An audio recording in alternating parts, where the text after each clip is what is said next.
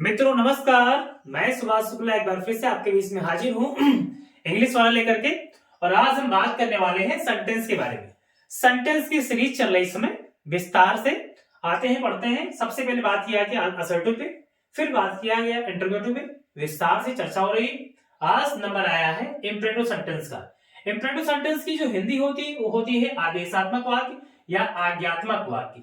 आज्ञात्मक भी कह सकते हो, वैसे मोस्टली आपने सुना होगा कि इंपरेटिव सेंटेंस की जो वास्तविक हिंदी होती आदेशात्मक, लेकिन आदेश के अलावा भी बहुत सारी चीजें होती हैं।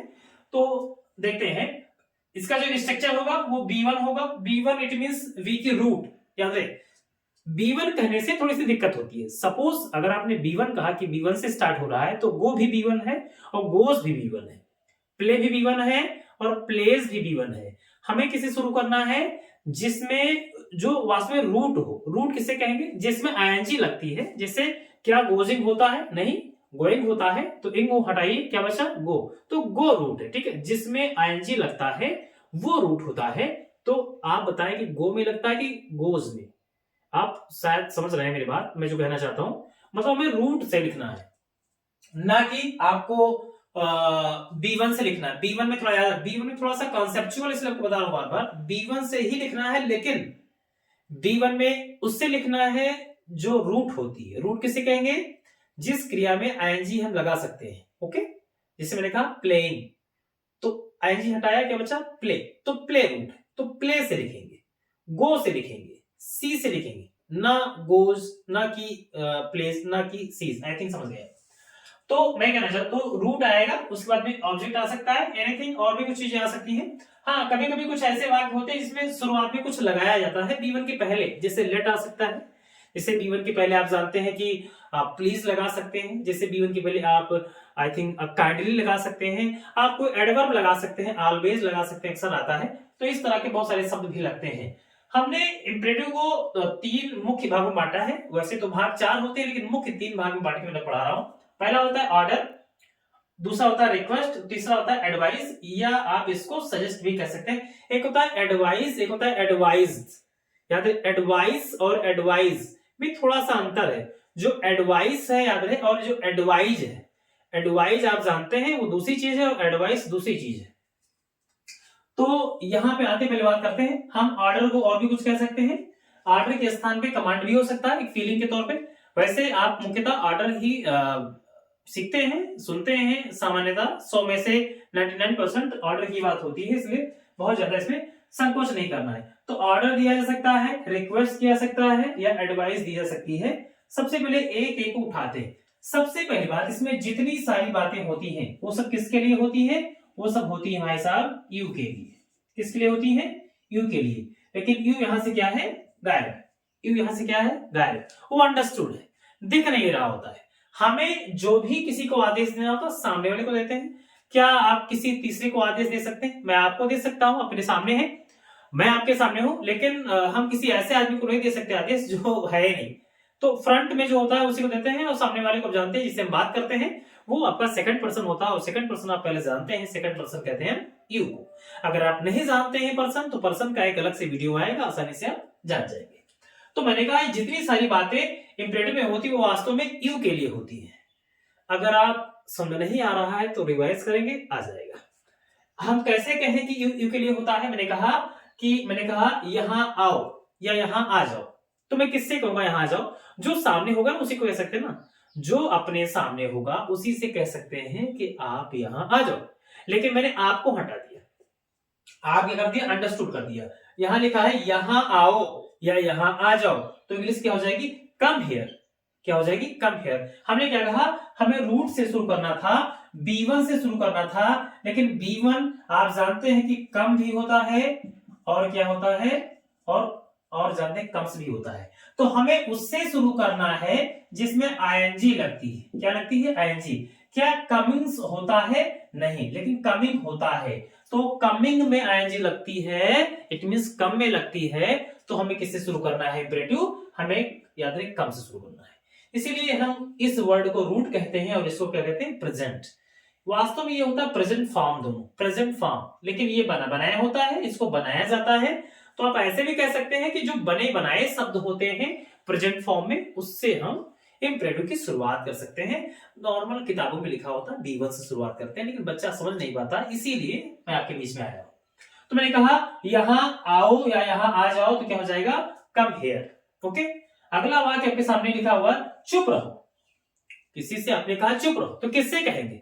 क्या कोई खेत में उससे कह सकते हैं, कोई ऑफिस में उससे कह सकते हैं? नहीं ना, जो आपके सामने होगा उसी से तो कहेंगे कि चुप रहो।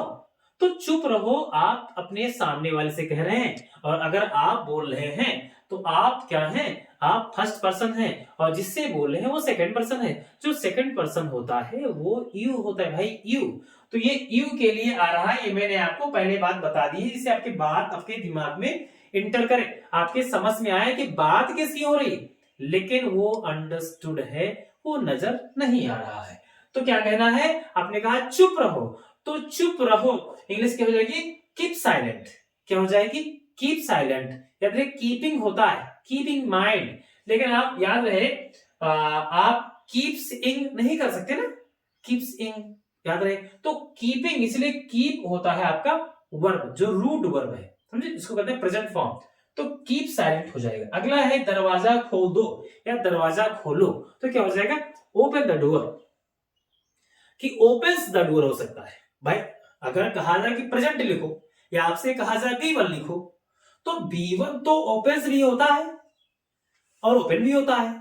तो इसलिए शायद आप मेरी बात समझे कि हमने कहा जिसमें ING लगाया जा सके, क्या ओपनिंग हो सकता है, हाँ होता है ना। तो ING को हटाइए वहां से और उसी को पेस्ट कर दीजिए। सॉरी, आपने लगाया ओपन द डोर, तो ये हो गया आपका इम्परेटिव का पहला कॉन्सेप्ट। दूसरा है रिक्वेस्ट। रिक्वेस्ट में नॉर्मल दो शब्द आते हैं, वैसे आप ज्यादा अधिकतर लोग एक ही लगाते हैं, लेकिन दो आता है, मैं दोनों आपको बता दे रहा हूं। एक होता है प्लीज और एक होता है काइंडली। आप चाहे तो प्लीज का प्रयोग करें, चाहे आप काइंडली का प्रयोग कर सकते हैं। सामान्यतः लोग प्लीज का प्रयोग करते हैं। एग्जाम्पल के थ्रू मैं आपको समझाने का प्रयास करूं। हिंदी में इसमें नहीं लिखा, कि मैं समझता हूं कि आप समझदार हो गए हैं, धीरे धीरे आप जानने लगे हैं, तो हिंदी का बहुत कम प्रयोग किया जाएगा। आने वाली क्लासेस में मैं हिंदी में आपको बोलना भी धीरे धीरे बंद कर दूंगा, इंग्लिश में ही एक्सप्लेन किया जाएगा, वो बहुत आसान होगा। लेकिन अभी शुरुआत है, तो मैं 1-2 महीने बहुत अच्छे से आपको अपनी भाषा में, जिससे सहज भाव से समझा जा सके कि जो मैं कहना चाहता हूं वो आप जानते हैं। और वास्तव में अगर आप यहाँ आ रहे हैं हमारे इस आई थिंक चैनल पे, प्लेटफॉर्म पे, अगर आप समझ में नहीं आ रहा है तो फिर बेकार ही तो है ना। तो इसलिए जानना बहुत जरूरी है। I think this is very important. तो हमने आपसे कहा कि एक वर्ड है प्लीज, एक है काइंडली। आप दोनों में से किसी एक को लगा सकते हैं। याद रहे लगाना कहाँ है, लगाना है सबसे पहले आपको। तो मैंने कहा please let me go, please let me go, तो हो जाएगा हिंदी कृपया मुझे जाने दो। आप किसी से रिक्वेस्ट कर रहे हैं, वो आपके बगल में बैठा है, आप उससे रिक्वेस्ट करते हैं कि भैया प्लीज मुझे जाने दीजिए, तो क्या लगा दिया, प्लीज लगा दिया, प्लीज लेट मी गो। आप काइंडली लेट मी गो भी कर सकते थे, लेकिन मैं जानता हूं कि अधिकतर लोग क्या करेंगे, प्लीज करेंगे। अगला शब्द है हेल्प मी। हेल्प मी अगला सेंटेंस है, हेल्प मी, तो हमने क्या लगा दिया, प्लीज हेल्प मी, क्योंकि ये आप जानते हैं ये एक कहीं ना कहीं कहने का एक तरीका होता है। अगर आप रिक्वेस्ट के भाव में बोल रहे हैं तो प्लीज मस्ट तो मैंने कहा नहीं होता है, लेकिन फीलिंग वर्ड है, आप लगा सकते हैं। तो प्लीज हेल्प मी, कृपया मेरी सहायता करो, राइट। अगला है काइंडली फॉरगिव अस। यहां मैंने काइंडली इसलिए लगा दिया है कि बहुत से बच्चे कहते हैं कि दोनों का एग्जाम्पल देना चाहिए था, इसीलिए मैंने काइंडली का प्रयोग कर दिया है। तो काइंडली फॉरगिव अस आप काइंडली भी लगा सकते हैं, यहां भी काइंडली लगा सकते हैं, यहां भी लगा सकते हैं, कोई दिक्कत नहीं है, राइट। शायद आप मेरी बात समझ पाए, नहीं जान पाए हैं तो मैं एक बार फिर से भी आपको रिवाइज करूंगा। अगला स्टेप है एडवाइस और सजेस्ट। अब इसमें बहुत लफड़ा होता है, बहुत लोग परेशान होते हैं, बहुत बच्चे परेशान, सर ये एडवाइस कहां लगाएं, सजेस्ट कहां लगाएं। मैं आपको केवल एक शब्द बताने का प्रयास करूंगा, जहां पे आपको लगे कि यहां पे इसका बहुत ज्यादा कोई महत्व नहीं है सलाह का। अगर कोई ऐसी सलाह है जो, जैसे देखो कोई कुछ घटना हो जाता है, मान लो कि आपका नंबर थोड़ा सा कम आ गया, या आप कहीं थोड़ा सा असफल हो जाते हैं, या कोई प्रॉब्लम आ जाती है लाइफ में, तो गांव में बहुत लोग आपको समझाने वाले, शहर में, देहात में, आसपास पड़ोस में खासकर जो आंटी अंकल होते हैं गांव वाले, वो बहुत मिल जाते हैं कि आपको ऐसा करना चाहिए, आपको वैसा करना चाहिए। फ्री की सलाह कह सकते हैं, फ्री में सलाह देते रहते हैं, बांटते रहते हैं। बहुत लोग आएंगे, बुआ आ जाएंगे, बड़े मामा आते हैं, ये लोग ऐसा ऐसा आपको एग्जाम्पल देंगे कि आप अपना कभी सोच ही नहीं पाएंगे। तो ऐसी सलाह को क्या कहते हैं, सजेस्ट कह सकते हैं। और एक होती है जो सीरियस एडवाइस होती है, सीरियस मतलब सजेशन। तो वो जो सीरियस जो हेल्प होता है उसको यार करते हैं, उसको एडवाइस कहते हैं। जैसे आपके पापा, आपके अध्यापक, आपके डॉक्टर्स, अब आपको कोई प्रॉब्लम है और डॉक्टर के पास आप जाते हैं, वो आपको सीरियस एडवाइस देता है, भाई टेक दिस मेडिसिन रेगुलरली, इस दवा को कंटिन्यू लेना, एक भी दिन गैप नहीं करना। आपको मान लो मेंटल प्रॉब्लम है, हमारे फ्रेंड उनको मेंटल प्रॉब्लम हो गया था, डॉक्टर ने उनसे कहा कि आपको दवा कंटिन्यू लेना है। वो भाई साहब 1 महीने खाए, आराम हो गया, फिर उन्होंने अपने आप स्टॉप कर दिया, फिर प्रॉब्लम आ गई। तो भाई साहब मैं आपसे कह रहा हूं कि अगर टेक मेडिसिन, अगर आपसे कहा गया है कि आप दवा लीजिए, इसमें एक बात हो, ऐसे ऐसे वाक्यों में अक्सर लोग ऑलवेज लगा देते हैं, ऐसे वाक्यों में लोग अक्सर ऑलवेज लगा दिया करते हैं। पहले मैं बताया जा रहा हूं, लगाने की आवश्यकता नहीं, अगर आपको लग रहा है कि लगाना चाहिए तो आप लगा सकते हैं। तो थिंक पॉजिटिव, अभी ये लोग आपको सलाह देंगे कि थिंक पॉजिटिव मतलब क्या करें कि सकारात्मक सोचें। अब बहुत लोग यहां लगाते हैं ऑलवेज, ऑलवेज थिंक पॉजिटिव, हमेशा सकारात्मक सोचें, हमेशा सकारात्मक सोचें।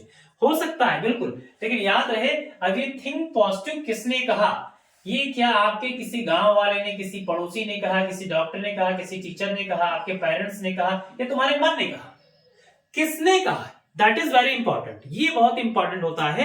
अगर वो सलाह, अगर आपको ऐसे चलते फिरते लोग अगर आपको बता रहे हैं तो that is a suggest, okay. नहीं तो क्या हो जाएगा, एडवाइस हो जाएगा। स्पीक ट्रूथ, सच बोलो, ऑलवेज स्पीक ट्रूथ भी कर सकते हैं आप, स्पीक ट्रूथ, सच बोलो, सच बोलना चाहिए। अब ये आपको बताएगा that this is I think this is I think आप कह सकते हैं ये एक नीति होनी चाहिए। अगर आप एक अच्छे इंसान बनना चाहते हैं तो आपको सच बोलना चाहिए, अगर आप एक अच्छे ह्यूमन बनना चाहते हैं तो आपको सच बोलना चाहिए। तो स्पीक ट्रूथ, अब स्पीक ट्रूथ में क्या है, आप यहां लगा सकते हैं ऑलवेज स्पीक ट्रूथ, लेकिन मैंने कहा ऑलवेज की कोई आवश्यकता नहीं है। इफ यू फील, अगर आपको एहसास हो रहा है कि नहीं भाई मुझे लगाना चाहिए, तो आप लगा सकते हैं। तो मेरा अंदाजा है आप ही जानता है। एक और तरीके से आपको बताया जा सकता है कि what is the major difference between advice and suggest. अगर कभी आपको कोई सलाह पैसे देके मिल रही है, ये मैं इसका फोकस नहीं कर रहा हूं, लेकिन फिर भी आप हल्का, अगर आप बहुत बेसिक कॉन्सेप्ट में पढ़ रहे हैं, समझ में नहीं आ रहा है कोई चीज, तो आप ऐसे भी कह सकते हैं कि अगर कोई सलाह आपको कुछ दे के मिल रहा है, कुछ पैसा देना पड़ता है, पे करना पड़ता है, तो वहां पे क्या लगाते हैं, एडवाइस लगाते हैं। लेकिन अगर आपको सलाह वही फूफा वाली, मामा वाली फ्री, अगर आपको फ्री मिल रही है, चाचा वाली, तो क्या होगा, तो आप जानते हैं वहां पे आप सच लगाते हैं, ओके। शायद मेरी बात को आप जान पाए हैं, अगर नहीं जान पाए हैं तो मैं एक बार फिर से आपको रिवाइज दे रहा हूं।